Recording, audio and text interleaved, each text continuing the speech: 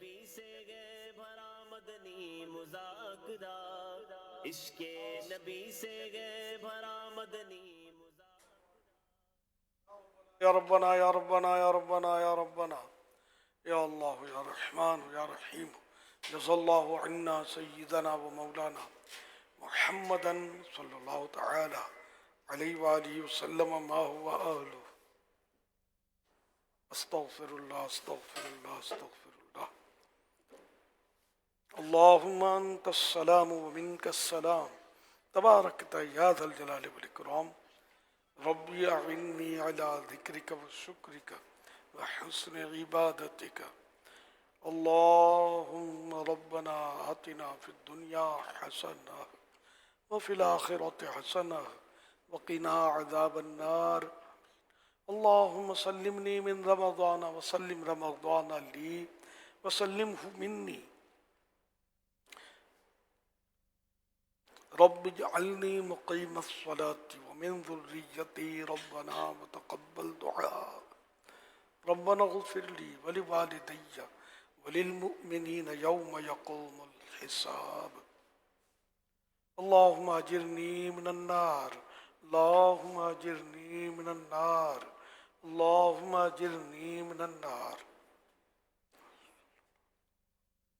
الفاتحہ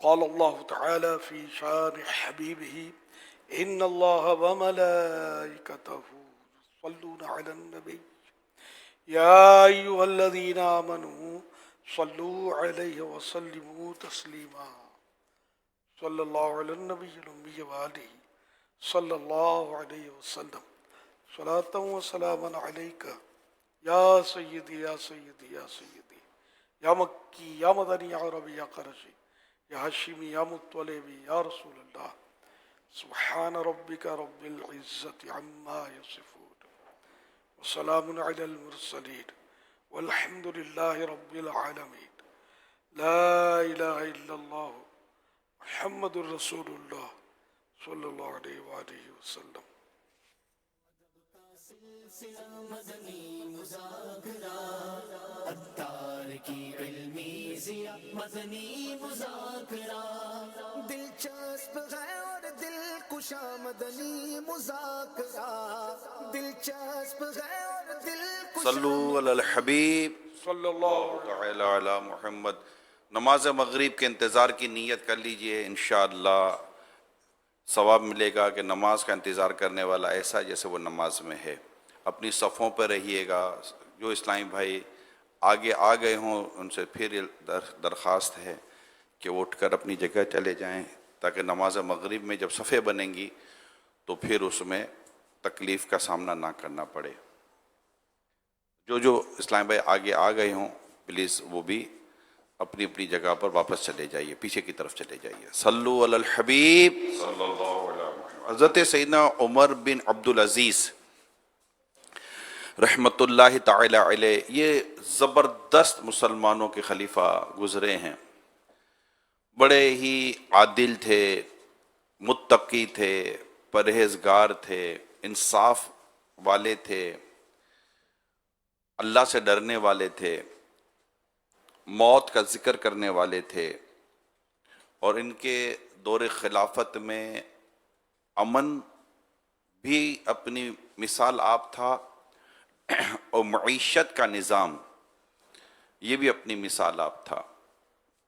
اسلام کی تعلیمات کو عام کرنے والے تھے۔ ان کے دور خلافت میں پرہیزگاری، تقوی کا دورہ تھا کیونکہ وہ خود نیک تھے۔ وہ خود پرہیزگار تھے، وہ خود اللہ سے ڈرنے والے تھے، رسول اکرم نور مجسم صلی اللہ علیہ وآلہ وسلم کی سیرت پر عمل کرنے والے تھے، خلفائے راشدین رضوان اللہ تعالی علیہم اجمعین کی جو رولنگ تھی ان کو انہوں نے پراپر فالو کیا ہوا تھا۔ ان کی بڑی زبردست کتاب مخطوط المدینہ نے شائع کی ہے، حضرت عمر بن عبدالعزیز رضی اللہ تعالیٰ عنہ کی 425 حکایات، عالی شان کتاب ہے وہ۔ اب ان کا یہ جو دور خلافت گزرا تو اس میں عدل تھا، انصاف تھا، نیکی، تقوی، پرہیزگاری، کسی کو بھی کرپشن کرنے کے یہ کہیں بھی کوئی گنجائش نہیں تھی کہ کوئی کرپشن کر سکے، کوئی بدعنوانی کر سکے، کوئی ظلم کر سکے، کوئی لوٹ مار کر سکے، کوئی جائیدادوں کو قبضہ کر سکے، نتھنگ، بلکہ ریکوری ٹھیک ٹھاک تھی۔ اور یہی وجہ ہوتی ہے کہ امن پیدا ہو جاتا ہے اور آپ اکنومیکلی سٹرونگ ہو جاتے ہیں۔ کسی بھی ریاست کے یہ دو مین پلر ہوتے ہیں، پیس اینڈ اکنامکس، یہ دو مین پلر ہوتے ہیں۔ اگر آپ کو امن مل جائے اور آپ کی معیشت اچھی ہو جائے تو دنیا میں لوگ اسی ملک کی طرف ٹریول کر رہے ہوتے ہیں جہاں پر ان کو لگتا ہے کہ یار یہاں پر سیفٹی بھی ہے اور سیکیورٹی بھی ہے اور یہاں پر ہمیں مطلب کہ معاشی طور پر ہم خوشحال ہو جائیں گے، تو یہ لوگ موو کر جاتے ہیں۔ سیدنا عمر بن عبدالعزیز رضی اللہ تعالی عنہ کے جو دور خلافت تھا اس میں یہ چیزیں اپنی بالکل پیک پر تھیں، اتنی زبردست ان کی رولنگ چل رہی تھی۔ اب ظاہر ہے کہ جب اتنی خوبصورت رولنگ آپ کریں گے تو جن کے مفادات خراب ہو رہے ہیں، جن کے مفادات یا جن کی جو غرض تھی، جنہیں بےمانی کرنی ہوتی تھی، جنہیں لوٹ مار کرنی ہوتی تھی، جنہیں ظلم و ستم کرنا ہوتا تھا، تو ان کی تو مطلب کہ وہ دکان بند ہو جاتی ہے۔ اب جو کتابوں میں لکھا ہے وہ یہ ہے کہ ان سے جب بھی بات کی جاتی ہے تو عمر بن عبدالعزیز رضی اللہ تعالی عنہ کو اس چیز کے لیے وہ تیار نہیں کر پاتے تھے، کیسے تیار کریں گے؟ آخر کار انہوں نے راستہ یہ نکالا کہ حضرت عمر بن عبدالعزیز رضی اللہ تعالیٰ عنہ کے جو غلام تھے جو ان کو کھانا وغیرہ بنا کر پیش کرتے تھے اس کو خرید لیا گیا اور اس سے کہا گیا کہ تم نے ان کے کھانے میں زہر دینا ہے، اور اس نے وہ کر لیا، اور آپ کا جب کھانا تیار ہوا تو اس کھانے میں اس نے زہر ملا دیا اور وہ زہر والا کھانا آپ کھا بھی چکے۔ اس کے بعد آپ ہو گئے بیمار۔ جب آپ بیمار ہوئے تو علاج شروع ہوا تو جو طبیب تھے، ڈاکٹرز تھے اس ٹائم جو، انہوں نے جب آپ کا ٹریٹمنٹ کیا تو یہ آج کل تو نہیں ہوتا جیسے لیبورٹری ٹیسٹ ہے، وہ اس ٹائم کی طب اپنی جگہ پر تھی اور ڈائگنوز ہو گیا، تو انہوں نے کہا کہ یہ آپ کو زہر دیا گیا حضور، اور زہر آپ کے جسم میں سرایت کر گیا ہے۔ تو جیسے ہی آپ کو یہ بتایا تو آپ نے فرمایا کہ مجھے وہ وقت یاد آ گیا ہے جس وقت مجھے زہر دیا گیا تھا۔ وہ آپ نے اپنا تو آپ کو یاد آ گیا، جیسے ہی آپ کو یاد آ گیا تو تھوڑی دیر کے بعد پھر آپ نے اسی غلام کو بلایا اور اس کو کہا کہ تو نے مجھے زہر کیوں دیا؟ ڈائریکٹلی آپ نے کہا۔ تو اس نے کہا کہ مجھے اتنے اتنے پیسے دیے گئے تھے اور میں پیسے ملے تھے تو میں نے آپ کو زہر دے دیا۔ آپ نے کہا کہ تو نے کیا کر دیا؟ ایک کام کر، جو تجھے پیسے دے بیت المال میں جمع کرا دے۔ کیا کہا؟ جو تجھے پیسے ملے وہ تو بیت المال میں جمع کرا اور یہاں سے چلا جا، ورنہ لوگ تجھے زندہ نہیں چھوڑیں گے۔ آپ نے اسے معاف کر دیا اور اس کو آزاد کر دیا۔ سمجھ رہے ہیں آپ نے خود کو زہر دینے والے کو معاف کر دیا، وہ پیسے لے کر بھی عدل کا کام کیا، بیت المال میں وہ رقم جمع کروا دی کہ یہ مال اس کا حق ہی نہیں تھا، یہ کیسے مال لے گیا ہے؟ یہ مال بیت المال میں جمع کرا جو تجھے پیسے ملے تھے، اور یہاں سے اتنی دور چلا جا تو تجھے لوگ تلاش کر تو ملے نہ۔ یہ ہے ہمارے بزرگوں کی سیرت، معاف کرنے والے تھے۔ انتقام لینا، بدلہ لینا اپنی نفس کے لیے، اپنی ذات کے لیے، یہ ان کی زندگی میں نہیں ہوا کرتا تھا۔ ہم چھوٹی چھوٹی باتوں پر لڑتے ہیں، کوئی تھپڑ مارے تو غصہ مارتے ہیں، لات مارے تو دھکا مارتے ہیں۔ ہمارا تو عجیب و غریب نظام ہے۔ ہماری زبان بھی چلتی ہے، ہمارے ہاتھ بھی چلتے ہیں، پھر سازشوں میں دماغ بھی چلتا ہے نا، تو بالکل اسپیڈ ہماری بڑھ جاتی ہے، نہیں چھوڑا، ہمارا تو ایک ہی جملہ، نہیں چھوڑوں گا. کیوں نہیں چھوڑے گا؟ چھوڑ دے، معاف کر دے، اللہ تجھے معاف کرے گا. تو معاف کرنے کی عادت، درگزر کرنے کی عادت، یہ اللہ کرے ہمیں نصیب ہو جائے. یقین مانے دنیا میں امن آ جائے گا، امن آ جائے گا کہ، اور ہم خود پرسکون ہوں گے. جب انتقام دماغ میں ہوتا ہے، انتقام بدلہ دماغ میں ہوتا ہے، خود ہماری اپنی نیندیں اڑ جاتی ہیں، ہمارا اپنا چین اڑ جاتا ہے، ہمارا اپنے مزے ختم ہو جاتے ہیں، زندگی کا پلیجر ختم ہو جاتا ہے. جہاں انتقام ہو، بدلہ ہو، اور مطلب لڑائی جھگڑا ہونا، تو لائف کا پلیجر ختم ہو جاتا ہے، زندگی کا لطف ختم ہو جاتا ہے. جو لطف مدینے کی یاد میں ہے، جو لطف اللہ کی یاد میں رونے میں ہے، جو لطف نماز و سجدوں میں ہے، جو لطف قرآن کی تلاوت میں ہے، جو لطف روزے رکھنے میں ہے، جو لطف تہجد کی نمازیں پڑھنے میں ہے، جو لطف اللہ کا ذکر کرنے میں ہے، جو لطف اللہ کی ضرب لگانے میں ہے، یہ لطف بس نصیب والوں کو نصیب ہوتا ہے. ورنہ ایک دماغ و دل کے اندر بدلہ، انتقام، نہیں چھوڑوں گا، اس نے ایسا کر دیا تو جب تک میں بھی اس کو روڈ پہ نہیں لاؤں گا تو میں بھی، تو تو روڈ پہ لاتے لاتے کئی روڈ پر آ جاتے ہیں، روڈ پہ لاتے لاتے روڈ پر آ جاتے ہیں. اور زندگی کا ایک لمبا سلسلہ، آج بھی بڑے بڑے خاندانوں میں انتقام چل رہا ہوتا ہے، بڑے بڑے قبائل میں انتقام چل رہا ہوتا ہے، اور لڑائی لگی ہوئی ہے، قتل و غارت گری مچی ہوئی ہے. وہ اس کو مار دے گا، وہ اس کو مار دے گا، وہ اس کو قتل کرے گا، تو اس کو قتل کرے گا. معافی کہاں گئی؟ میں آپ کے سامنے پیارے آقا مکی مدنی مصطفیٰ صلی اللہ تعالی علیہ وآلہ وسلم کی حدیث بیان کرتا ہوں. آپ حدیث سنیے، کیا بات ہے. میرے پیارے پیارے آقا اللہ پاک کے آخری نبی محمد عربی صلی اللہ علیہ وسلم نے ارشاد فرمایا، 3 باتیں جس شخص میں ہوں گی، اللہ پاک قیامت کے دن اس کا حساب بہت آسان طریقے سے لے گا، اور اس کو اپنی رحمت سے جنت میں داخل فرمائے گا.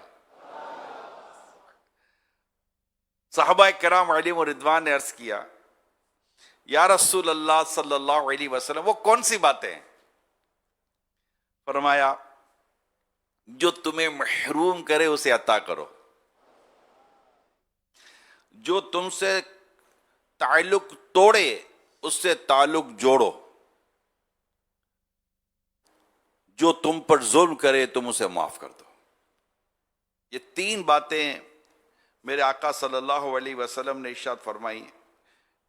ایک اور حدیث سنیے، جس سے یہ پسند ہو کہ اس کے لیے جنت میں محل بنایا جائے اور اس کے درجات بلند کیے جائیں، اسے چاہیے کہ جو اس پر ظلم کرے یہ اسے معاف کرے.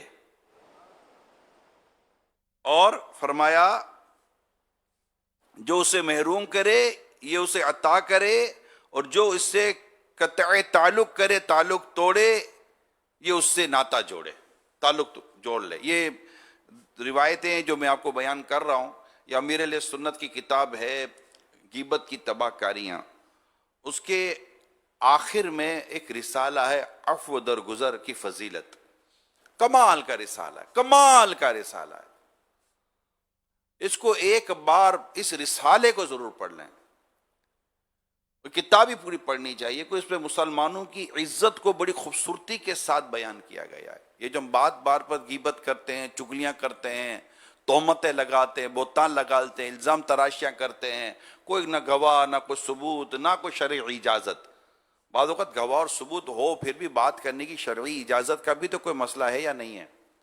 تو اللہ پاک ہم سب کو اس کتاب کے پڑھنے کی بھی توفیق عطا فرمائے، اور اللہ پاک ہم سب کو معاف کرنے کی عادت عطا فرمائے. کیا بات ہے مدینے کی. صلو علی الحبیب صلی اللہ تعالی علی محمد. توبوا الی اللہ. صلو علی الحبیب صلی اللہ تعالی علی محمد.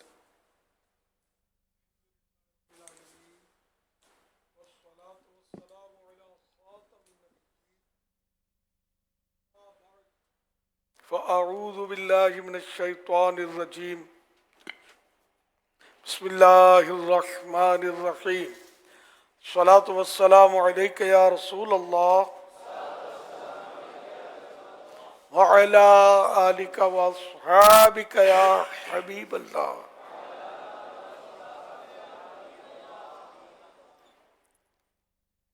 الصلاۃ والسلام علیک یا نبی اللہ وعلی آلک واصحابک یا نور اللہ.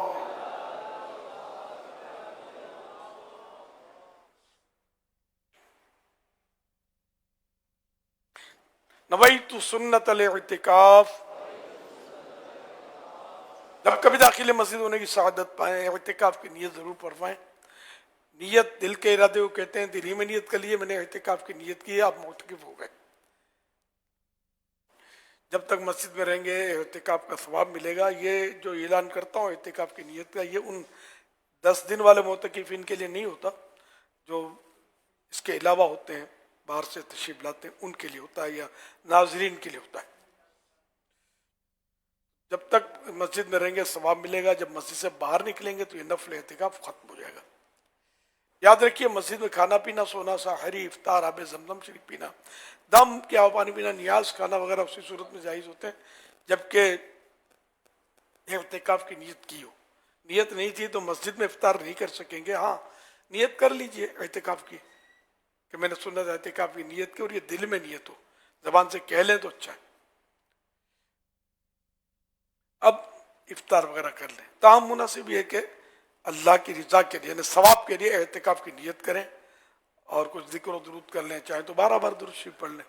اب بے شک افطار وغیرہ کریں, کھائیں پیئیں. صلو علی الحبیب صلی اللہ علی محمد. جو اس طرح بھائی آگے آ چکے ہوں تو وہ مہربانی کر کے فوراً پیچھے تشریف لے جائیں. اس میں روز وقت صرف ہوتا ہے سمجھانے میں, اور پھر بعد میں مغرب کی نماز میں آپ کو بھی تکلیف ہوتی ہوگی اور دوسروں کو بھی تکلیف ہوتی ہوگی. ماشاءاللہ جو جلدی پیچھے جائے جلدی مدینہ دیکھے انشاءاللہ. صلو علی الحبیب صلی اللہ علی محمد. 1446 ہجری کے ماہ رمضان کریم کی آج 22واں روزہ ہے. عصر پڑھ کر معتکفین اور عاشقان رمضان عالمی مدنی مرکز فیضان مدینہ کراچی میں جمع ہیں. مدنی مذاکرے کا سلسلہ ہے. اب سوالات کیجیے, سوال کا جواب وہ بھی بالصواب یعنی درست دے پاؤں یہ ضروری نہیں. بھول کرتا پائیں فوراً اصلاح فرمائیں. بھول ہونے کی صورت میں انشاءاللہ الکریم مجھے شکریہ کے ساتھ رجوع کرتا پائیں گے, مان لیتا پائیں گے, اپنی بھول قبول کرتا پائیں گے. صلو علی الحبیب صلی اللہ علی محمد. میرا نام امیر حمزہ اتاری ہے اور امیر لسنت آپ کی بارگاہ میں میرا سوال یہ ہے. امام سیوطی رحمۃ اللہ تعالیٰ علیہ اپنی کتاب شرح الصدور کے صفحہ نمبر 39 میں کچھ اس طرح لکھتے ہیں کہ میں اس کتاب میں قبر اور موت کے بارے میں ذکر کروں گا, اس کے بعد کی باتوں کو ایک نئی کتاب میں ذکر کروں گا. پھر انہوں نے ایک نئی کتاب آخرت کے آلات کے نام سے لکھی. تو یہ بزرگان دین اپنے وعدوں میں اس قدر پختہ ہوتے تھے, تو ہمیں اپنے وعدوں میں کس قدر پختہ ہونا چاہیے؟ نیتیں کرتے ہیں لیکن بعضوں کی زندگی وفا نہیں کرتے تو نہیں کر پاتے. صدر الشریعہ مولانا امجد علی صاحب رحمۃ اللہ علیہ کی خواہش تھی کہ 20 حصے کریں اس کا باہر شریعت کے. 17 پر آپ کی وفات ہو گئی, نہیں کر پائے.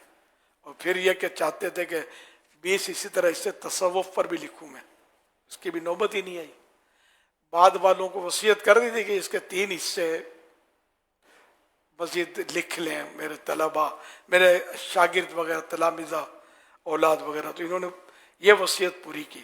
ان 20 تصوف کی وصیت پڑھی نہیں ہے میں نے. وصیت کی ہوتی تو شاید اس پر بھی کچھ کام ہوتا, لیکن یا آپ کی توجہ کسی پر ہوئی نہیں ہوگی, نظر میں کوئی نہیں ہوگا کہ یہ لکھ لیں گے. تصوف ایک الگ ہی ٹاپک ہے. فقہ اور تصوف میں ایک مطلب ہے فرق ہے. تو بہرحال یہ کہ انہوں نے نیت کی سیوطی, امام جلال الدین سیوطی رحمۃ اللہ علیہ نے, اور آپ نے وہ کتاب بھی لکھنے میں کامیابی حاصل کی. زندگی نے ساتھ دیا اللہ کی رحمت سے. بہرحال یہ کہ ہم جو بات کریں یا جب بھی کوئی وعدہ کرے تو اس کو پورا تو کرنا ہی ہوگا. ظاہر ہے جو وعدہ کر کے پورا نہیں کرتا اللہ پاک یعنی اس پر لعنت کا کچھ ہے. اللہ پاک کی اس کے ہے لعنت کا بھی ہے، ساتھ میں یہ بھی کہ اللہ پاک نہ اس کے فرض قبول کرے نہ نفل. اتنا گھنونا ہے جی، یہ اتنا گھنونا کام، اتنا خطرناک کام ہے وعدہ خلافی. ہمارے یہاں تو خیر وعدہ کر کے جان چھڑا ہی لینی ہوتی ہے. بھائی وہ اجتماع میں آئیے گا جمعرات کو، ہاں ضرور آؤں گا کر کے چلا گیا. کہ نہیں اگر نہ بولوں گا تو مولانا مجھے سمجھائے، لیکن نہیں آپ نے کیا کیا؟ جبکہ آپ کی نیت ہے کہ میں جاؤں گا تو نہیں، خالی بس جان چھوڑانے کے لیے کہہ دیا میں ضرور آؤں گا. یہ عام ہے، عام عام ہے. جتنا بھی مطلب یعنی کہ وہ سب بھی یعنی کہ سمجھو 99% جس کو دعوت دیتے ہاں ہی بولتے ہیں. اچھا اب یعنی کہ اگر اس وقت نیت ہے کہ ہاں میں جاؤں گا اس لیے اس نے کہا کہ میں آؤں گا تو گناہ نہیں ہے. لیکن یہ طے ہے کہ میں نے جانا نہیں ہے. جیسے یہ بات بات ہاتھ اٹھاتے ہیں، میں کبھی کبھی سمجھاتا ہوں کہ یار مطلب اب کیوں ہاتھ اٹھاتے ہیں؟ یعنی کہ جب تک یقینی طور پر دل کی نیت نہ ہو ہاتھ نہیں اٹھائے کریں. ہاتھ کے ذریعے بھی ایک نیت کا اظہار کر رہے ہیں نا کہ میں یہ کام کروں گا، یا میں چاند رات کو مدنی دین قافلے میں سفر کروں گا، یا میں داڑھی رکھوں گا، یا فلاں کام کروں. یہ کرتے رہتے ہیں، ہاتھ اٹھاتے رہتے ہیں بات بات پہ. 12 جنتی اعمال عمل کروں گا، یہ پتہ نہیں کون سے، یہ بھی پتہ نہیں، کارڈ بھی نہیں دے گا، ہاتھ اٹھا دیتے ہیں. تو یہ مطلب ایسا نہ کیا کرے، سوچ سمجھ کر کہ میں یہ ہاتھ کہیں مجھے آخرت میں پھنسا نہ دے کہ تو نے غلط اٹھایا تھا ہاتھ، نیت تیری نہیں تھی کام کرنے کی. تو یہ عام ہے، مطلب سبھی تقریباً ہاں بولتے ہیں، نہ بولتے ہی نہیں ہے. یہ بھی پوچھنے کی زحمت نہیں کرتے کہ مجھے اجتماع میں کہاں آنا ہے، ضرور آؤں گا. تو یہ کہ ایسا نہ کیا کریں، اب چپ ہو جایا کریں، خاموشی سے سن لیں. اب اگر وہ بھی دعوت دینے والا بھی بعض ہوگا تو یہ ہے کہ وہ پیچھے لگتا ہے کہ تو یوں بھی بھلے وہ پیچھے لگے، اس کے لیے حکمت عملی بھرے جملے بھی تو ہو سکتے ہیں. اب دعا کریں میں آ جاؤں، اس پہ ڈال دیں. دعوت دینے والا اگر آپ کے نیت پہ تذبذب ہے، ہاں نیت پکی ہے تو کہنے میں حرج نہیں کہ میں ضرور آؤں گا انشاءاللہ، تو کہنا چاہیے، سنت بھی ہے آئندہ کے کام کے لیے انشاءاللہ. لیکن انشاءاللہ بھی بولنے کا ذہن کم ہے، اتنا نہیں ہے. تو انشاءاللہ بولنے کی عادت ڈالیں آئندہ کے کام کے لیے کہ انشاءاللہ میں کروں گا، اللہ مدد فرمائے گا اور وہ کام ہو جائے گا اللہ چاہے گا تو. اور تو بہرحال یہ کہ نیت کرتے وقت تو وہ اس کو آپ دعا کریں کہ میں آ جاؤں، یہ بھی نہیں کریں میں کوشش کروں گا. ہمارے یہ بھی جو تھوڑا محتاط ہوتا ہے نا، اس کو بھی یہ نہیں پتا ہوتا تقویٰ بولتے کس کو ہے. اس تقویٰ کرتا ہے کہ وعدہ خلافی نہ ہو جائے، میں کوشش کروں گا. اب مسئلہ کوشش کروں گا، یہ بھی تو وعدہ ہوا نا. کوشش آپ نے کھانے کی نا، افطار میں کوئی بھی بھوکا نہیں ہوگا، کوشش کی نا، منہ میں نوالا گیا نا، پیٹ میں گیا نا، پیٹ بھرا نا. تو کوشش کرنے کی نیت تو ہی کہ میں کوشش کروں گا، کوشش کرنے کے نیت بھی جھوٹ ہو گیا. غور آپ شاید میری بات سمجھ گئے ہوں. کوشش کروں گا اور کوشش کر رہی نا، اور ذہن میں بھی کوشش بھی نہیں کرنی، اپنے کو جانا ہی نہیں ہے، تو پھر یہ کہ یہ بھی نہ کہیں کوشش کروں گا، یہ جھوٹ ہو جائے گا. ورنہ کوشش کریں، اور کوشش کرتا ہے وہ پا لیتا ہے. من جدہ وجدہ، کہ جس نے کوشش کی اس نے پا لیا. آپ نے کوشش کی کہ میں اعتکاف کروں کراچی میں جا کر، پنجاب سے پہنچ گیا، کوئی کشمیر سے پہنچ گیا، کوئی کے پی کے سے پہنچ گیا، کوئی یو کے سے پہنچ گیا، کہاں سے پہنچے ہوئے نا. یار کوشش کی انہوں نے تو پہنچ گیا، آپ بھی کوشش کریں گے تو پہنچ جائیں گے. تو یہ بھی نہ کہ کوشش کروں گا. صلو علی الحبیب صلی اللہ علی محمد.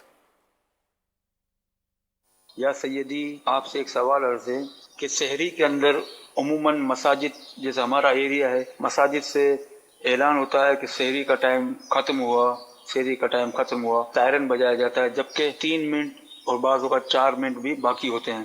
تو یہ صحیح ہے کہ احتیاطی طور پر لوگوں کو روزہ سحری بند کرائی جاتی ہے، مگر مؤذن کا یا کسی کا مسجد سے یہ اعلان کرنا کہ سحری کا ٹائم ختم ہوا کیا یہ جھوٹ میں شمار ہوگا یا ان کو اس کے بدلے کیا کہنا چاہیے، جبکہ سحری کا ٹائم آخری وقت 3 منٹ یا 4 منٹ ہوتے ہیں؟ برائے کرم رہنمائی فرمائیے۔ یہ وہ جھوٹ نہیں ہے جو گناہ والا جھوٹ ہوتا ہے۔ البتہ ہمارے یہاں محتاط جملہ ہم نے سکھایا ہوا ہے، سحری کا وقت ختم ہو رہا ہے، اس میں عافیت، لیکن اس میں بھی بعض لوگ ختم ہو رہا ہے، اس کا مطلب ختم نہیں ہوا، ہوشیاری کر کے منڈا جاتے ہوں گے، ٹائم کے بعد پانی شاید پی لیتے ہوں گے تو ختم ہو گیا ہے۔ یہ ایئرپورٹ پہ بھی اعلان کرتے رہتے ہیں، اب یہ آخری اعلان ہے، پھر 10 بار اعلان کریں یہ آخری اعلان ہے، اس کا بھی تجربہ ہے مجھے۔ ہمارا لے کے یہ 1-2 منٹ پہلے اعلان کرتے ہیں کہ ختم ہو گیا، ختم ہو گیا، حرج نہیں، اس میں گناہ نہیں ہے۔ جیسے گھڑی کا آپ ٹائم پوچھتے ہیں ہمارے کتنے بجے ہیں، 4:18، میری گھڑی میں 4:18 اور یہ 17 سیکنڈ۔ اب 17 سیکنڈ بولوں، اس میں 1-2 سیکنڈ آگے بڑھ گئی ہوگی، یہ جھوٹ ہوا یا نہیں ہوا؟ تو یہ کہ 2-4 منٹ کا فرق، مطلب اب 4:18 تو میں یہ بول دوں 4:15 ہو چکے ہیں یا 4:15 بجے، تو بھی چلے مدینے کے ٹائم میں اس وقت۔ تو یوں 2-3 منٹ، ورنہ اب آدمی بولے کہ اتنے منٹ اتنے سیکنڈ، اور بولتے بولتے 2-4 سیکنڈ پھر بولے میں 2 سیکنڈ اوپر ہو گیا تو 2 سیکنڈ اور بھاگ گئی گھڑی، یہ تو مسئلہ ہو جائے گا۔ صلو علی الحبیب صلی اللہ علی محمد۔ سوشل میڈیا پر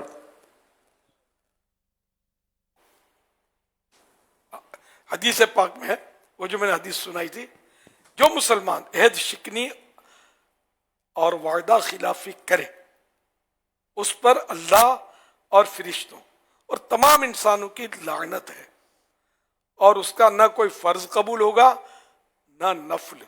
حوالہ بخاری جلد 2 صفحہ 370، حدیث نمبر 3179، یہ بخاری شریف کی حدیث۔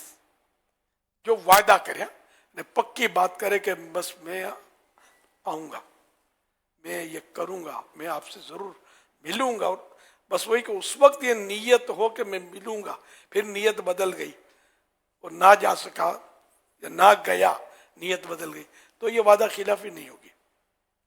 اور ویسے جانا چاہیے، جو کہا وہ پورا کرنا، لوگوں کو بدگمانی ہوگی کہ اس نے وعدہ خلافی کی، لیکن شرعاً وہ وعدہ خلافی نہیں ہوگی، بعد میں ارادہ بدلنے کی وجہ سے۔ اس وقت کرتے وقت یہ نہیں کہ بعد میں ارادہ بدل دوں گا، ابھی تو کر لو، تو یہ پھر یہ وعدہ خلافی ہو جائے گی۔ وعدہ خلافی کی تعریف یہی کہ وعدہ کرتے وقت یہ ارادہ ہو کہ میں نے پورا نہیں کرنا ہے، تو یہ وعدہ خلافی ہے، اور یہ گناہ اور یہ وعید آپ نے سنی، نہ فرض قبول ہو نہ نفل، اللہ کے فرشتوں کے سب انسانوں کی لعنت اتنا سخت ہے جس کو ہم آج بالکل ایزی لے رہے ہیں۔ وعدہ میں نے کہا نا 99% جو ہے نا ہاں بول کے جان چھڑا ہی لیتے ہیں، ضرور آؤں گا، پکا آؤں گا، بالکل آپ بے فکر ہو جائیں۔ صلو علی الحبیب صلی اللہ علی محمد۔ سوال یہ آیا ہے کہ اگر ہمیں کسی نے صدقہ اور ڈونیشن کی رقم دی، اگر ہم پر قرضہ ہو اور قرض دار بار بار مطالبہ کر رہا ہو، تو کیا ہم اس رقم سے اس نیت سے قرض ادا کر سکتے ہیں کہ جب ہمیں رقم حاصل ہوگی تو ہم یہ ڈونیشن میں پھر دوبارہ اپنے پیسے شامل کر لیں گے؟ دوبارہ سوال سن لیا نا؟ نہیں کر سکتے، کیا فرماتے ہیں؟ میں سن نہیں پایا سوال، یا تو کر رہے ہیں، میں اصل وہ کچھ دیکھنے لگا تھا، کچھ بھیجا تھا، آپ فرمائیں۔ اس کا میں یوں عرض کروں کہ جو ڈونیشن جمع کرے، جس کے اوپر لوگ صدقہ رکھوائیں کہیں دینے کے لیے، اور اس کے اوپر قرض ہو، تو بولے یار میں ابھی یہ پیسے ادا کر دیتا ہوں، جب آئیں گے تو پھر یہ میں ڈونیشن وغیرہ بعد میں ادا کر دوں گا، تو وہ اپنی ڈونیشن کی رقم سے ہی قرض ادا کر دے۔ اچھا، جس کے بعد چندے کی رقم ہے، اچھا، اس چندے کی رقم کو جو کہ لوگوں نے دیا ہوا ہے، اس کو مطلب بطور قرض اپنا قرضہ اتار دے یا اپنے ذاتی استعمال میں لے لے تاکہ میں مطلب بعد میں ادا کر دوں گا، یہ ناجائز ہے۔ اگر کسی کے والد دودھ کا کام کرتے ہوں اور وہ دودھ میں ملاوٹ کرتے ہوں تو ان کا بیٹا ان کی اصلاح کیسے کرے؟ گناہ میں مبتلا والد صاحب، والد صاحب دودھ میں، اب یہ وہ ملاوٹ اب یہ کہ اب والد کی اصلاح، اب ان کا بس اگر بیٹا اتنا پاورفل ہے، اس کو حدیثیں وغیرہ یاد ہیں، نرمی کرنا بھی آتا ہے، سمجھانا بھی آتا ہے، تو محبت سے پیار سے نیکی کی دعوت دے، امر بالمعروف کرے. کیا یہ مشورہ دے سکتے ہیں کہ چونکہ اس موضوع پر امیر علیہ سنت کے کلپس موجود ہیں، کیونکہ جب آپ ایک بزرگ کا اس طرح کو کلپ دیں گے تو اس کا ایک اپنا اثر ہوتا ہے. عام نوجوانوں کے کلپ اس طرح کے اور کلپ بھی دیے جا سکتے ہیں، لیکن ایج وائز بھی اور مقام و مرتبہ بھی بڑا میٹر کرتا ہے. تو اس طرح کے ویڈیو کلپس امیر سنت کے آپ کو سوشل میڈیا پہ مل جائیں گے. تو میرا ناقص مشورہ ہے کہ اگر اس طرح کے کلپ آپ اپنے والد صاحب کو بھیج دیں، جن کے بھی اس طرح کے مسائل ہوتے ہیں، گھر میں بے پردگی ہوتی ہے، گھر میں اس طرح کے مسائل ہو رہے ہوتے ہیں، آپ ماحول میں ہوتے ہیں، آپ یہ سب سمجھ رہے ہوتے ہیں، تو ڈائریکٹلی بات کرنے میں بعض اوقات پریشانی کا سامنا کرنا پڑ سکتا ہے. تو یہ بھی ایک حکمت عملی اختیار کی جا سکتی ہے. کیا فرماتے ہیں حضور؟ ہاں ظاہر ہے کہ حکمت عملی سے ہوتا ہے، مطلب اور آپ جس طرح سمجھائیں گے اور ایک تجربہ کار آدمی سمجھائے گا، اس کے الفاظ، ان کا انداز، پھر روایات، آیات، حکایات جو بھی ہیں وہ اس میں بھی ہوتی ہیں، تو اس طرح فرق پڑتا ہے. مجھے ماضی کا ایک واقعہ یاد کر رہا تھا، بہت پرانا واقعہ ہے، کہ ایک اسلامی بھائی نے مجھے کچھ غالباً بتایا تھا، اسی نے لیٹر میں لکھا تھا کہ میں آپ کا آڈیو کیسٹ، میرے اس وقت آڈیو کیسٹ ہوتے تھا، اب نہیں ہوتے، آڈیو تو دیکھی بھی نہیں ہوگی نیو جنریشن شاید. تو مطلب میں وہ سنتا تو میرا بھائی بہت سخت تھا، مجھے سننے نہیں تھا، مجھے پابندی تھی کہ مجھے یہ نہیں کرنا، بس مولاناؤں کے چکر میں نہیں پڑنا. یہ بھی ایک کہانی گھر گھر کی تقریباً بہت گھروں میں. تو میں مطلب چھپ چھپ کے وہ سنتا تھا، میرا بھائی بڑا سخت تھا. تو ایک بار میں چھپ کے سن رہا تھا کیسٹ، تو میرا بھائی دوسرے کمرے میں تھا اور وہ آواز اس کے کان میں پڑی تو اس نے سنا تو کچھ اور بھی سنا، کچھ اور بھی سنا. سننے کے بعد وہ میرے پاس آیا، میں تو گھبرا گیا کہ اب میری شامت آئی. تو بھائی کا انداز ہی کچھ اور تھا. بولا اچھا یہ تم سنتے ہو، اچھا تو بہت اچھی جگہ ہے، تو اچھا بول رہے ہیں، تو مجھے بھی لے جانا اس جگہ پر. یہ مجھے کوئی پرانا واقعہ اس طرح یاد آ رہا ہے کہ ایسا بھی ہوا تھا. تو وہ دین کا جو مطلب سمجھانے کا اسلوب ہوتا ہے، یا بس قدرتی طور پہ ایک ٹرننگ پوائنٹ آ جاتا ہے آدمی کا کہ اس وقت اس کو جھٹکا لگ جاتا ہے.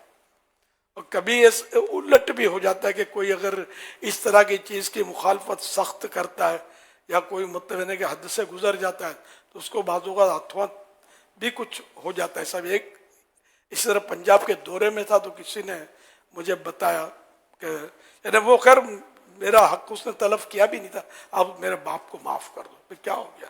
بولا میں آپ کی کیسٹ سنتا تھا تو میرا باپ مطلب آپ کی کیسٹ کی اس نے توڑا پھوڑا یا کچھ برا بھلا کہا اور ایسا کچھ. بولا کہ یہ مولانا ہو، چھوڑو اس کو مولانا ہو کر. یہ جیسے کہ میں نے کہا گھر گھر کی کہانی ہے. میرے باپ کو فالج گر گیا. اب فوراً گرا یا کچھ دیر کے بعد گرا یا کچھ دن کے بعد گرا یہ میں بھول گیا ہوں. بولا پڑا ہوا میرا باپ، آپ معاف کر دو. نظارہ کہ میں دعائی دی ہوگی، میں نے کہا اللہ وہ شفا دے. مطلب اس میں حقوق العباد تو تلف نہیں ہوئے، شاید میری جب تک مجھے پتہ نہ چلے کہ مجھے برا بھلا کہا کسی نے، ہے نا، تب تک تو حق العبد نافذ نہیں ہوگا کہ بھئی بندے کی توہین کیا. پتہ چل گیا، اب میں بندے کو جانتا نہیں. خیر تو اس طرح کبھی یوں بھی ہو سکتا ہے. اچھا اب بھی کسی کو ہوا تو بعض اوقات یہ بہت اچھا ہوتا ہے کہ بندہ توبہ کر لیتا ہے، اس سے ڈر کے توبہ کر لیتا ہے، معافی مانگ لیتا ہے، اور اپنی آخرت کی فکر اس کو آ جاتی ہے کہ یار یہ میں نے کیا کیا. ورنہ آخرت کی سزا کہ جب کوئی دین کا صحیح کام کر رہا ہے، دین کی صحیح بات کر رہا ہے، صرف اس لیے کہ یہ مذہبی آدمی ہے اس لیے اس کی مخالفت کرنا، اس میں تو ایمان کا بڑا ڈر لگتا ہے. شریعت کی توہین، شریعت کی کتاب کی توہین، شریعت کا بیان جو کہ قرآن و حدیث کی بالکل مطابق ہو، اس کی توہین. یہ جہاں بھی شریعت کی، اسلام کی توہین پائی جائے گی، اللہ اور رسول کے فرمان کی توہین پائی جائے گی، تو یہ سب کفر ہوتے ہیں. لیکن لوگ اس کو سمجھتے نہیں، کیا کیا کیا کیا مطلب بولے جا رہے ہوتے ہیں. ایک تو ہے کہ کوئی وجہ ہو کہ بھئی یہ فرد جو ہے میں اس کا مخالف، ایک چٹکلا مجھے یاد آیا بہت پرانا کہ کوئی نعت خوان تھا, اس سے کچھ یعنی کہ ایک جگہ وہ نعت خوانی ہو رہی تھی تو وہ نعت کے لیے اٹھا تو کوئی اکا دکا کوئی آدمی جو اس سے ناراض تھے وہ اٹھ کر چل گئے. تو اس نے واویلا کیا ہوگا کہ نعت شریف کی توہین ہو گئی. تو ایک مفتی صاحب نے مجھے قصہ بتایا تھا, اس نے کہا نعت کی توہین کی ہے, بے ادب ہے. تو اس نے سمجھا کہ بھائی نعت شریف کی توہین نہیں کی, تو بیچارے بیٹھے ہوئے تھے, تمہاری توہین کی ہے. تو تمہاری توہین کرنا کسی ناراضی کی وجہ سے ایک کفر نہیں ہو جائے گا, اس کو نعت کی گستاخی نہیں کہتے. سمجھے یہ بات بھی سمجھ میں ہو سکتا ہے آئی ہو آپ کے, وہ نعت شریف کی وجہ سے نہیں اٹھے تھے, تمہاری وجہ سے اٹھے تھے. تو عالم ہوتا ہے, وہ ڈیپ پہنچ جاتا ہے. عوام دو چار ہاں کر رہے ہوں گے, ہاں یہ بڑے گستاخ ہے. گستاخ کا کبھی یہ تو بیٹھے ہوئے تھے یار, نعتیں سن رہے تھے اور جھوم رہے تھے. صلو علی الحبیب صلی اللہ علیہ محمد. اچھا وہ جہاں 2-4 منٹ کے فرق کے ساتھ جو میں نے کہا کہ وہ 2 منٹ 3 منٹ کے فرق سے کہتے ہیں کہ وہ وقت ہو گیا ہے, روزہ کھول ختم ہو گیا وقت, تو اس پر وہ اعلیٰ حضرت رحمۃ اللہ علیہ کا جزئیہ فتح رضویہ جلد 5 صفحہ 234 پر ہے. عربی, فارسی, اردو سب کا محاورہ شائعہ مشہورہ واضحہ ہے. مطلب مشہور یعنی اہل علم میں ہوگا کہ قرب وقت کو اس وقت سے تعبیر کرتے ہیں, قرب وقت کو اس وقت سے تعبیر کرتے ہیں. مثلا عصر کے اخیر وقت کہتے ہیں شام ہو گئی, حالانکہ ہنوز سورج باقی. ہمارے شام بولتے ہیں نا, شام ہوتی ہے سورج غروب ہونے کے بعد. ہم تو ایڈوانس میں شام ہی بولتے بھی کیا شام ہے, لیکن شام نہیں ہے, لیکن ہم بولتے ہیں شام. یہ جھوٹ نہیں ہے, گناہ نہیں ہے. اور یہ بہت گہری بات ہے کہ وہ شام کب ہوتی ہے, تو رات کب ہوتی ہے, تو صبح کب ہوتی ہے. ہم صبح 10 بجے ہماری صبح ہوتی ہے, لیکن صبح تو سورج طلوع ہونے سے پہلے ہوتی ہے. سورج طلوع ہو گیا, دن نکل آیا. لیکن جو عوام میں جو الفاظ مشہور ہوتے ہیں, محاورے مشہور ہوتے ہیں, تو ان کا بھی اعتبار ہوتا ہے. صلو علی الحبیب صلی اللہ علیہ وسلم. یہ کچھ سوالات ہیں اسلامی بہنوں کے تعلق سے, عورتوں کے اعتکاف کے تعلق سے. تو کیا پورے کمرے کو مسجد بیت کی نیت کر کے عورت وہاں سے اعتکاف کر سکتی ہے؟ جی ہاں. کیا عورت اعتکاف میں چارپائی یا بیڈ پر سو سکتی ہے؟ جی ہاں. شادی شدہ عورت کے لیے جو مسنون یا نفلی اعتکاف میں بیٹھنے کے لیے کیا شوہر کی اجازت لینا ضروری ہے؟ نفل اعتکاف کے لیے اجازت, نماز پڑھ رہی ہے, نفل اعتکاف کی نیت بھی ساتھ میں کر لی ہے, اجازت کی ضرورت تو نہیں ہے. بظاہر تو سمجھ میں آتا ہے کہ کل بھی آپ سے کہتا ہے کہ یہ سوال اللہ بہتر جانے. میں دوسرا کر لوں.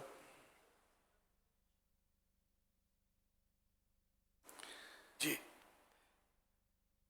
اعتکاف میں عورت کسی کو سوال کا جواب دے سکتی ہے اپنی مسجد بیت میں سے ہی؟ جی ہاں. اگر اعتکاف کے دوران عورت کے لیے اس کے مخصوص ایام شروع ہو جائیں تو کیا حکم ہے؟ اعتکاف ختم ہو جائے, جی ہاں, پاک ہونے کے بعد اعتکاف ختم ہو جائے گا, اس کا اعتکاف ختم ہو جائے گا. پاک ہونے کے بعد 1 دن 1 رات کا اعتکاف روزے کے ساتھ بطور قضا کرنا ہوگا.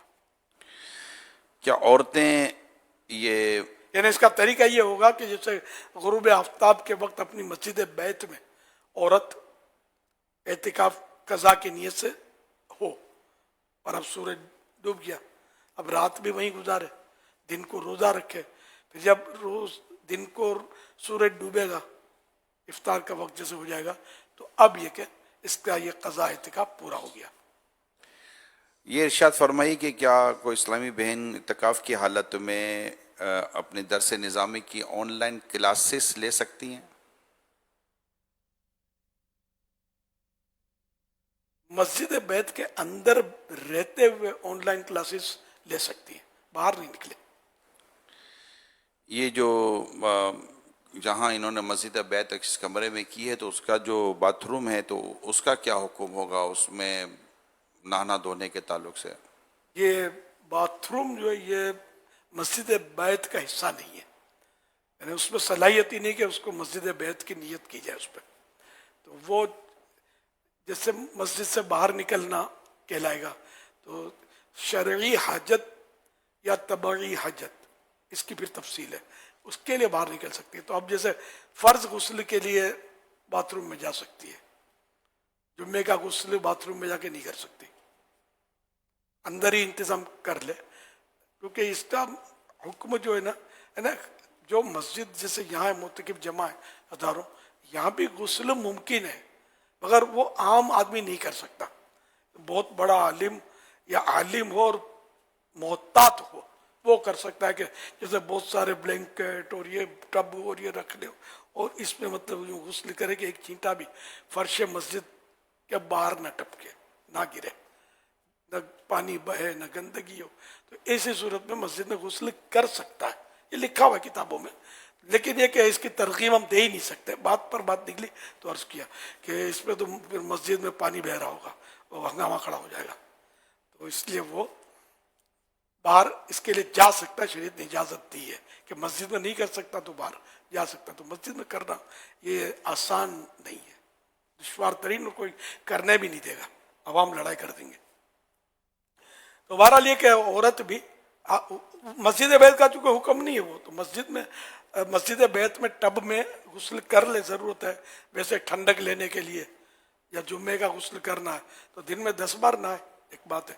تو اس میں اپنے مسجد بیت کا جو کمرہ اس میں نہ لے, پھر وائپر سے تھوڑا ورزش کر لے, اور کیا ترکیب بن جائے گی. ایک سوال اس طرح بھی آیا ہے کہ اگر کسی نے مسجد بیت کے طور پہ اعتکاف شروع کر لیا, اب اس کو کمرہ بدلنا ہے, تو کیا اب اس کے علاوہ کسی اور کمرے کی مسجد بیت کی نیت کر کے یہ اپنے اعتکاف کو وہاں کنٹینیو کر سکتی ہے؟ اس میں ایسا کہ جیسے کہ ایسی کوئی ضرورت پیش آئی, اس میں مثال دی باہر شریعت میں کہ جیسے کہ مسجد کی دیوار گر گئی, چھت گر گئی, جان کا خطرہ ہو گیا کوئی سی صورت, تو فوراً دوسری مسجد میں معتکف ہو جائے تو اعتکاف بچ جائے گا. اب مسجد بیت پر اسی کو قیاس کریں گے نہیں, یہ پتہ نہیں ہے نا, اب پتہ نہیں, اس کا کچھ پڑھا نہیں اس کے بارے میں. ایسی کون سی اس کو ضرورت اس طرح کی پیش آ گئی جو مسجد گرنے وغیرہ کی پیش آتی ہے, تو اب یہاں ایسی کون سی اس کو ضرورت پیش آئی ہے, یہ خود ایک الگ مسئلہ کھڑا ہوگا دیکھنے کے لیے. چھوٹا گھر ہوتا ہے, نیچے کے گھر ہوتے ہیں, جانور آ گیا جو خوفزدہ کیے جا رہا ہے, یا وہ سانپ نکل آیا, یا سانپ ہے وہاں اب گھس گیا کہیں چھپ گیا, اس طرح کی صورتیں بن سکتی کہ نہ وہ سو سکتی ہے نہ جا سکتی ہے, گھبراہٹ میں جان اس کے خطرے میں ہے. لیکن ہم قیاس سے جواب دے نہیں سکتے کہ یہ بدل سکتی ہے. عقلی کہیں تو بدل سکتی ہے, عقل چلے گی نہیں. شریعت کا مسئلہ عقلوں سے حل نہیں ہوتا, دلیلوں سے حل ہوتا ہے. دلیل اپنے پاس ہے نہیں شریعت کی, واللہ اعلم. ایسی صورت کم ہوتی لیکن ہو سکتی ہے.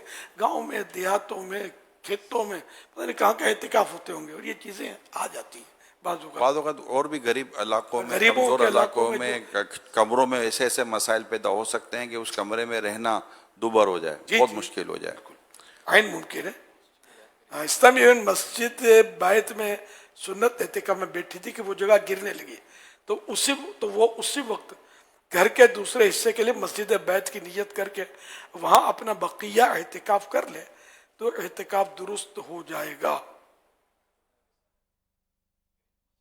ہاں, گھریلو مسجد کا یہ رسالہ, یہ دارالفتہ اہل سنت کا ہے نا. اچھا, میرے ہی رسالے میں لکھا ہوا ہے, میں بھول گیا ہوں. چلو پھر یہ میں نے تو خیر وہ تحقیق کر کے اور مفتی صاحب سے مشاورت کے ذریعے سب لکھا, پھر پورا رسالہ چیک بھی کروایا. میرے ہر رسالہ جو ہے تفتیش کے ساتھ ہی آتا ہے الحمدللہ. تو یہ کہ بس میری اس وقت توجہ نہیں ہوئی کہ کوئی سانپ آ گیا, کوئی بچھو, کوئی ایسا موذی جانور اگر اس میں آ گیا, سمجھ تو آتی ہے کہ وہ نکل کے چلی جائے اسی طرح, لیکن اب معلومات کریں گے انشاءاللہ مزید. یہ آپ پوائنٹ لکھ لو, معلومات کر کے ہو سکا تو کل پھر یہ سوال کر لیا جائے. اس میں آپ کے لیے بھی یہ بھی ایک مسئلہ سمجھنے کے لیے کہ اپنی اٹکل سے مسئلہ نہ بتایا جائے. علماء جو فرمائے, کتابوں میں جو لکھے ہیں علماء, وہ ہم بیان کریں. علماء وہ ہوں جو مستند ہو. 1 مہینے کا اعتکاف کیا ہے حضور, اب علاقے میں جائیں گے تو یوں آدھے ہوتے تو مفتی ہاں بن گئے. نہ نہ ہاں تو بولنے کا تو کیا, تو کوئی دیکھے گا, کسی کو دیکھیں گے بولے کہ اے بھائی یہ حرام ہے, یہ ناجائز ہے, یہ نہیں کرو. تو یوں 1 مہینہ حضور گزارا ہے اور آپ کے پاس گزارا ہے, تو یوں کچھ تو بنتا ہے, نہیں بنتا آدمی بول تو دے نا. کیسے بولے میرے کو آتا نہیں ہے. کئی لوگ داڑھی اس لیے بھی نہیں رکھتا, پہلے جب میں پھر عوام میں ہوتا تھا نا, بولتے تھے داڑھی کے سر کیا, کوئی کسی نے مسئلہ پوچھ لیا تو اب کیا کریں گے. خیر میں پھر سمجھاتا رہتا تھا کہ داڑھی والے کو مسئلہ بتانا کوئی فرض تو نہیں ہوتا, کہ بتائے یا بتا, عالم بھی نہیں بتا سکتا جب تک کوئی یقینی معلومات نہ ہو. وہ تو نہیں آتا, نہیں آتا, یہ بولنا بڑا مطلب بہت بھاری ہے, پہاڑ کی طرح ہے. تو یہ بولنا تو پڑے گا, نہیں آتا. لا ادری, یہ آدھا علم ہے. یہ حضرت علی کا قول ہے, مولا علی رضی اللہ عنہ کا قول ہے کہ اگر کوئی مسئلہ دریافت کرے تو کہہ دے لا ادری, یعنی لا ادری بنے میں نہیں جانتا, مجھے نہیں معلوم. تو یہ آدھا علم ہے. اب یہ چونکہ چنانچہ یعنی کہ میرا خیال ہے کہ یوں ہونا چاہیے, ہاں ہے تو یوں ہی, کیا میرے کو لگتا ہے کہ یوں ہے. یہ نہیں, اس طرح نہیں کرنا ہے, چپ ہو جانا, بولا علماء سے پوچھ لو, علماء سے پوچھ لو, علماء سے پوچھ لو. اس میں ایسا جواب دیتے بعض وقت, دیکھیں میں کنفرم تو ہوں, ہے تو یہی جو میں سوچ رہا ہوں, جو میرے دماغ میں آ رہا ہے, لیکن دیکھیں کچھ کہہ نہیں سکتے نا, غلطی ہو سکتا ہے تو ایسا ہی. یوں کر کے بھرم بھی رکھنا ہے, آپ کا بھی مان رکھنا ہے کہ بھائی حضرت نے فرمایا تھا کہ نہ بول دینا, اور اپنا بھی رہ جائے آپ کا بھی رہ جائے, یوں سب مکس کر کر کے بھی نکالنے تو ہوتا ہے نا, کیا کرے. اور مطلب یہ کہ ہر گھر میں ایک مفتی ایک ڈاکٹر, ہاں ڈاکٹر بھی ہوتے ہیں. یہ ٹیبلٹ کھا لو, مجھے اس سے فائدہ ہو گیا تھا, اب آپ کو فائدہ ہو گیا, اس کا کوڑنا ہو جائے گا. ہر ایک کی اپنی اپنی جسمانی کیفیت ہوتی ہے. تو اس لیے وہ علاج, کسی کے علاج میں ہاتھ ڈالنا, یہ مطلب غیر طبیب, جو ڈاکٹر نہیں ہے, طبیب نہیں ہے, اس کے لیے حرام ہے. جو جس کو دے وہ علاج بتایا جاتا ہے. اور یوں ذرا اس میں کہ میری یار عزت ہے, اتنی میری معلومات ہے, یہ ٹیبلٹ لے لو, وہ گولی کھا لو. تو میرے کو ہم جاتے اس طرف, بہت زبردست چٹکلا یاد آ گیا. مجھے کھانسی تھی اور مجھے ایک اسلامی بھائی, میں کھانسی کا شربت دے رہا تھا, تو مجھے ایک اسلامی بھائی بار بار کہہ چلے جا رہے تھے, اب یہ شربت نہ لیں, اب یہ شربت لیں, یہ شربت میں نیند ہے, اور اب یہ والا لیں, اب یہ والا لیں. میں وہ شربت لیتا تھا, مجھے ڈاکٹر نے منع کر دیا تھا, اب یہ والا شربت لے جو میں دے رہا ہوں. بعد میں نے کو سمجھایا, میرے بھائی آپ کو ڈاکٹر نے وہ شربت کا جو نیند والا منع کیا تھا, اس سے شاید منع کیا ہوگا کہ آپ بکے شربت کے بھی ایسا سوتے ہو کہ آپ اٹھتے نہیں ہو, اور میری آنکھ جو ہے نا وہ دروازہ کھلنے سے کھل جاتی ہے.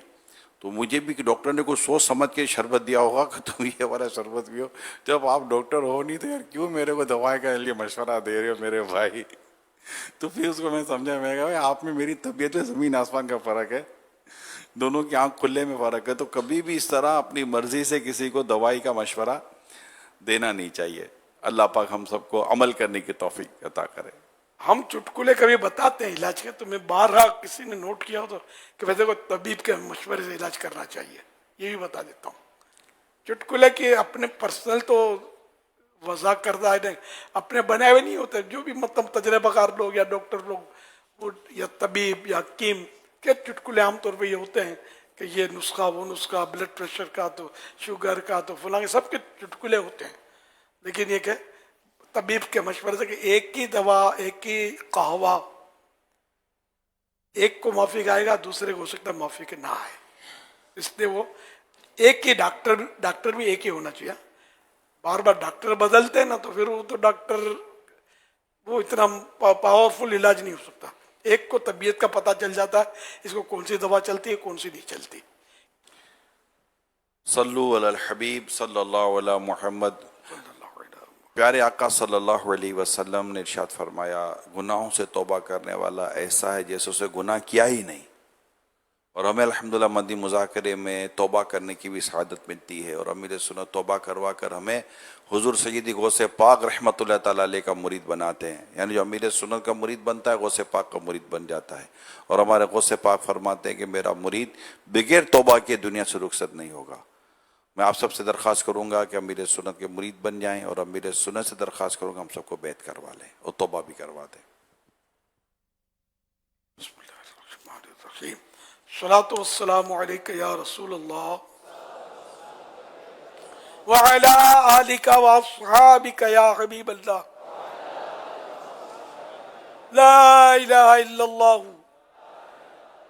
محمد الرسول اللہ صلی اللہ تعالی علیہ وآلہ وسلم۔ توبہ کرتا ہوں میں اپنے تمام پچھلے گناہوں سے، اور آئندہ اللہ اور رسول کی نافرمانی نہیں کروں گا۔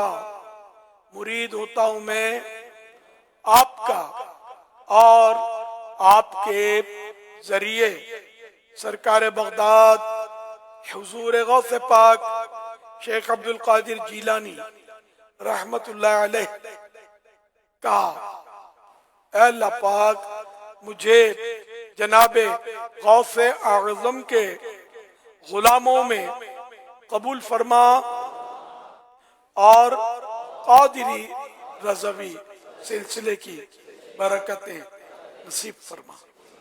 صلاۃ والسلام علیک یا نبی اللہ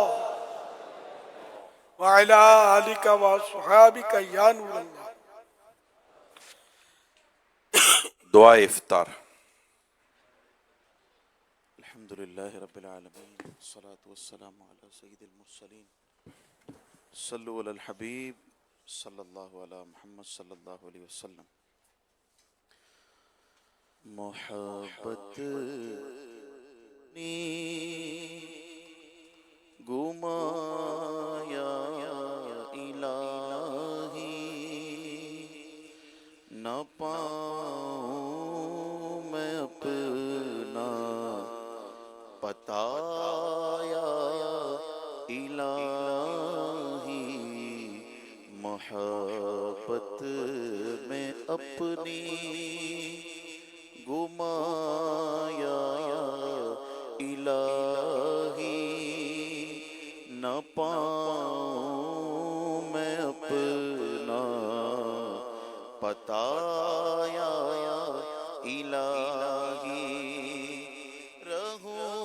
مست و بے خود میں تیری ولا میں رہوں، مست و بے خود میں تیری ولا میں، پلا جام ایسا پلایا الہی، پلا جام ایسا پلایا الہی، تیرے خوف سے تیرے ڈر سے ہمیشہ، تیرے خوف سے تیرے ڈر سے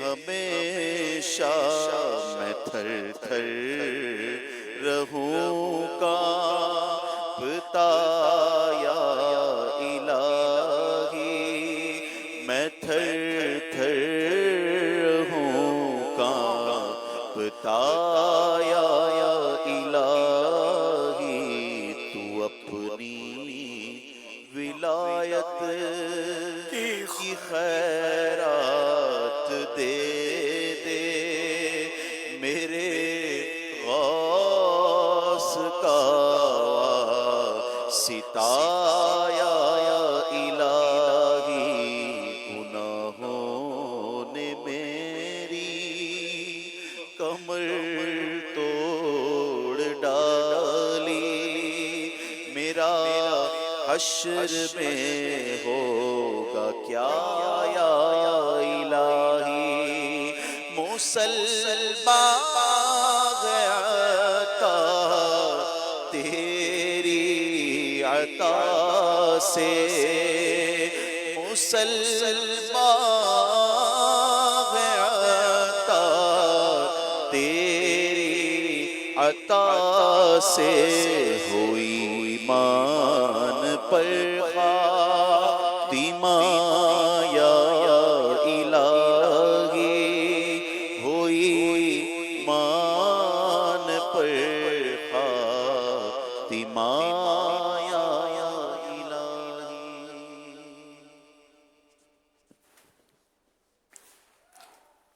الحمدللہ رب العالمین، والصلاة والسلام علی خاتم النبیین۔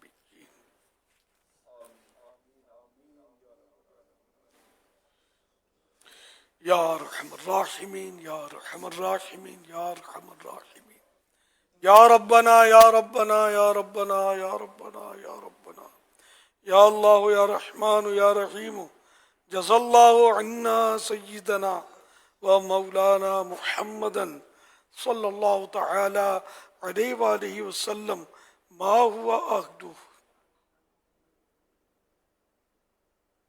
اللہم ربنا آتنا فی الدنیا حسنہ وفی الآخرۃ حسنہ وقنا عذاب النار۔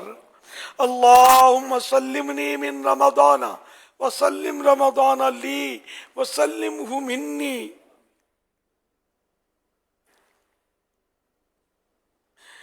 اللہم اختم لنا بخیر، اللہم اختم لنا بخیر، اللہم اختم لنا بخیر، اللہم ادخلنا جنت الفردوس بغیر حساب، اللہم ادخلنا جنت الفردوس بغیر حساب، اللہم ادخلنا جنت الفردوس بغیر حساب، اللہم اجرنی من النار، اللہم اجرنی من النار، اللہم اجرنی من النار۔ یا رب المصطفیٰ جل جلالہ صلی اللہ تعالی علیہ وآلہ وسلم، آج ہم نے 22واں روزہ رکھا، مکمل ہونے والا ہے، چند لمحے رہ گئے۔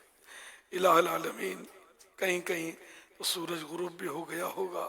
اے اللہ پاک ہم سب کے روزے، نمازیں، تراویح قبول فرما لے۔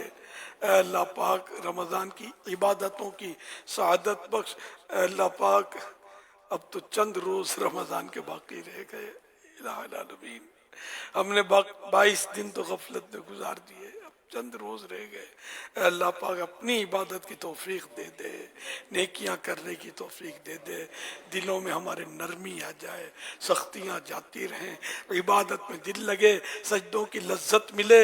اے اللہ پاک روزوں کی لذت بھی ملے، قرآن کریم کی تلاوت کی لذت نصیب ہو جائے۔ الہی ہمارے حال پر رحم کر دے۔ اے اللہ پاک ہماری بے حساب مغفرت فرما دے۔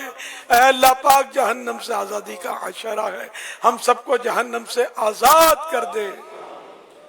بے سبب بخش دینا پوچھ بے سبب بخش دے نہ پوچھ نام غفار ہے تیرا یا رب، کس کے در پر میں جاؤں گا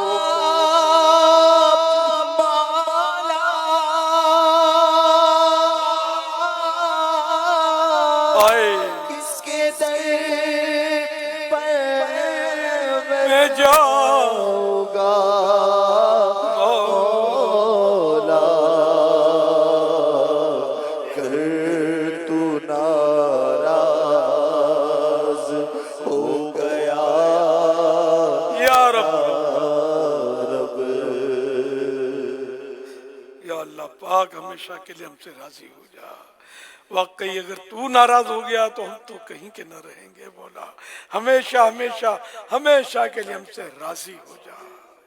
الہ العالمین، نہ جانے کتنے مریض اس وقت دعاؤں میں شریک ہوئے ہوں گے، اے اللہ پاک بیچاروں پر رحم کر دے، سب کو صحت کی خیرات دے دے، اے اللہ پاک بیماریاں دور ہوں، بے روزگاریاں دور ہوں، قرض داریاں دور ہوں، اے اللہ پاک گھریلو ناچاکیاں دور ہوں، بے اولادیاں دور ہوں، اے اللہ پاک مظلوم قیدیوں کو رہائی نصیب ہو، جھوٹے مقدموں پر جو جھوٹے کیس میں پھنسے ہیں ان کو بھی نجات مل جائے، الہ العالمین رشتوں کی رکاوٹیں دور ہو جائیں، یا اللہ پاک جو پریشان حال ہیں خوشحال ہوں، سب کی بگڑیاں بن جائیں، یا اللہ پاک جن کو گھروں کی تکلیفیں ہیں یہ بھی دور ہو جائے، الہ العالمین مہنگائی کا خاتمہ ہو جائے، سستائی کا دور دورہ ہو جائے، الہ العالمین آمدنیوں میں برکتیں مل جائے، روزگار میں برکت ہو، سیل میں برکت ہو، اے اللہ پاک سچائی امانت داری نصیب فرما، خیانت سے، جھوٹ سے، وعدہ خلافی، گالی گلوچ سے محفوظ فرما، ہمیں زبان کی حفاظت نصیب فرما، دل و دماغ کی حفاظت نصیب فرما، یا اللہ پاک رواں رواں تیرا فرما بردار بن جائے، ہم غلطیاں نہ کریں، کوتاہیاں نہ کریں، نافرمانیاں نہ کریں، اے اللہ پاک تیرے احکام پر عمل کریں، تیرے پیارے حبیب صلی اللہ علیہ وسلم کے حکموں پر عمل کریں، اے اللہ پاک ہم کو حج نصیب فرما۔ صلو علی الحبیب صلی اللہ علی محمد۔ عاشقان رسول متوجہ ہو، کراچی میں افطار کا وقت ہو چکا ہے، کراچی میں افطار کا وقت ہو چکا ہے، کراچی میں افطار کا وقت ہو چکا ہے۔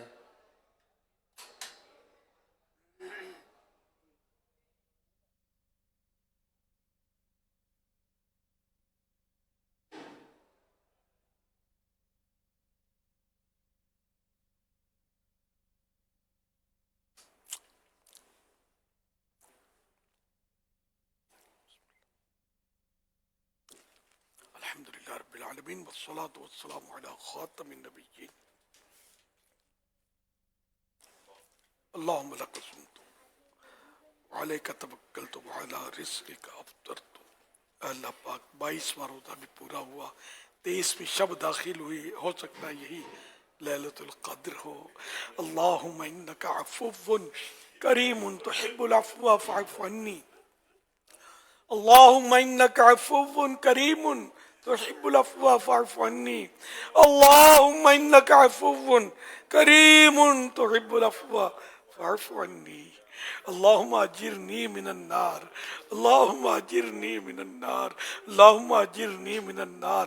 اے اللہ پاک روزانہ افطار کے وقت 10 لاکھ ایسے گناہگار جہنم سے آزاد کیے جاتے ہیں جن پر جہنم واجب ہو چکا ہوتا ہے، اے اللہ پاک جنہیں جہنم سے آزاد کیا انہی کا صدقہ ہماری جھولی میں ڈال دے، ہمیں بھی جہنم سے آزادی دے دے، اے اللہ پاک تیری قسم ایک لمحے کے کروڑویں حصے کے لیے بھی عذاب ہم سے سہا نہ جا سکے گا، یا اللہ پاک ہمیں سزا نہ دینا، ہم معافی دے دے، الہ العالمین جنہیں معاف کیا ان کے صدقے معاف کر دے، معاف کرنے والے پیارے حبیب صلی اللہ علیہ وسلم کا صدقہ ہمیں معاف کر دے، جن بزرگوں نے اپنے جانی دشمنوں کو معافیاں دی انہی کا واسطہ تو بھی ہمیں معاف کر دے، اے اللہ پاک تو معاف کرنا پسند کرتا ہے، معاف کرنے والے کو دوست رکھتا ہے، سو ہمیں بھی معاف کر دے، اے اللہ پاک ہمارے بیمار شفا یاب ہو جائے، بیچارے مدنی چینل پر اور یہاں بھی کیسے کیسے مریض آئے ہوں گے،